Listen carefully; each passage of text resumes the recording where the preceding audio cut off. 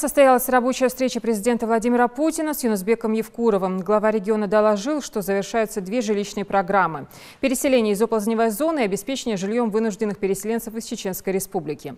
До конца года в новые квартиры переселятся почти 800 семей.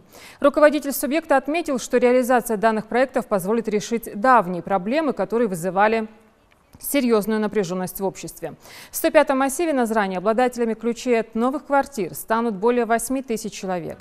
Также по итогам текущего года по индексу промышленного производства прогнозируется рост 109%.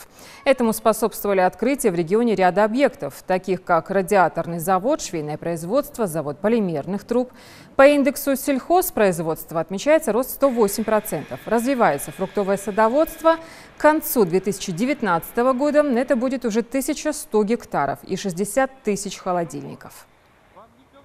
Давайте начнем с переселения и переселенцев из Чечни, программа и из областных зон. Потом по... Буквально при вашей поддержке, спасибо большое, мы завершаем в этом году две эти программы. До конца этого месяца мы переселяем почти 800 семей, это более 8 тысяч человек. И до конца декабря переселяем уже оползневую зону, почти там 7,5-8 тысяч человек.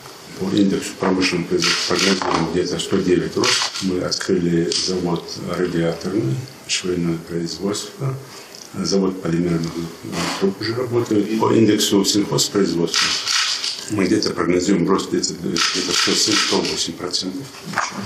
Мы договорились с саудовскими инвесторами, в том числе по реализации, по экспорту наших сельхозпродуктов уже. А что мы уже сегодня можем до 20 тысяч тонн яблок по году. Там поставили 48 тонн. Я думаю, что где-то по году мы можем 10-15 тысяч тонн выше тоже поставлять.